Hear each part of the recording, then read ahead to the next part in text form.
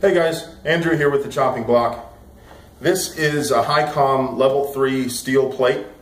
Highcom is well known for their affordable level 4 ceramic plates, and if you've seen my videos on that, you know that that is a ridiculously tough plate. We got a pretty good idea of what level 3 steel plates will do. So instead of testing the limits of what a level 3 steel plate can do, I want to test the limits of what M855A1 EPR can do. I've done some gel tests of it out of a short barrel, out of a 14.5-inch barrel. I've shot M855A1 through a level 3 plus steel plate. So I know it can get through this at close range, but what I want to know is how far out can M855A1 still penetrate a level 3 steel plate. So I'm going to put this at 50 meters and we'll see what happens.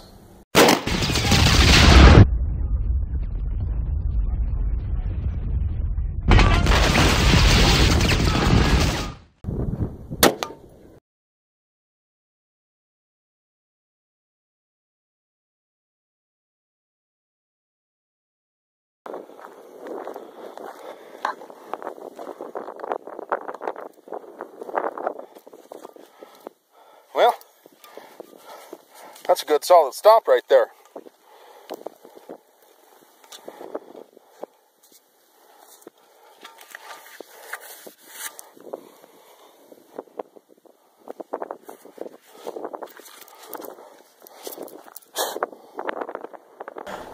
So let's move it into 25 meters and see what happens at 25 meters.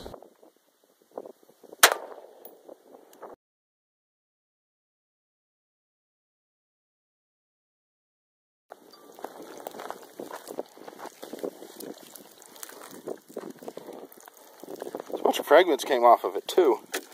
That's interesting. There's a hole.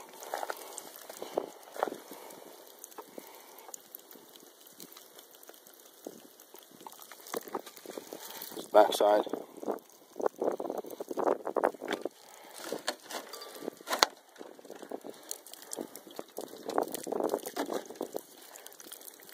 Looks like whatever came through yawed hard, went out the side of it. There's a little bit of stuff left in the bottom here. So I'm not sure, but there's a little groove in this. So I'm really thinking that's part of the penetrator.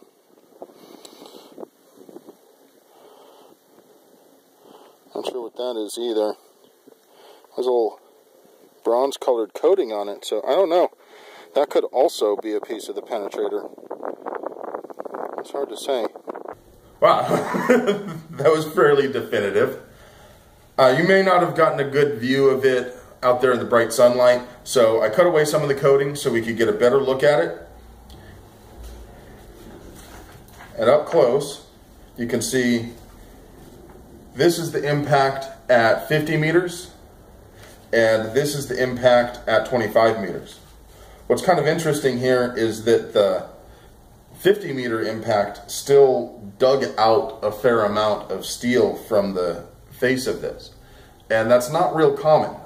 Usually when a steel plate stops around, it doesn't dimple very much, it doesn't crater, it leaves very little indication on the surface of it that it was hit by anything.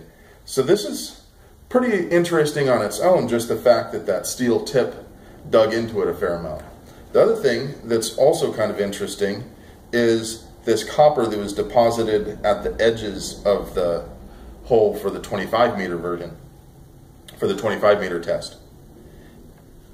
It looks like that copper jacket on the M855A1 was peeled off all the way around there. In the high speed, you can see an orange cloud that looks like it may be some vaporized copper. I don't know. Once again, thank you to Highcom for providing the sample for testing. I appreciate your support. If you guys have any ideas on what else you'd like to see tested, please leave them in the comments below. As always, liking, sharing, and subscribing helps support a YouTube channel. especially small channels like mine, benefit a great deal from sharing these videos on social media like Facebook and the gun forums. So get out there, share my videos, pimp my stuff, and give me a little more exposure, and hopefully I can make some better videos in the future. Thanks for your support. Have a great day.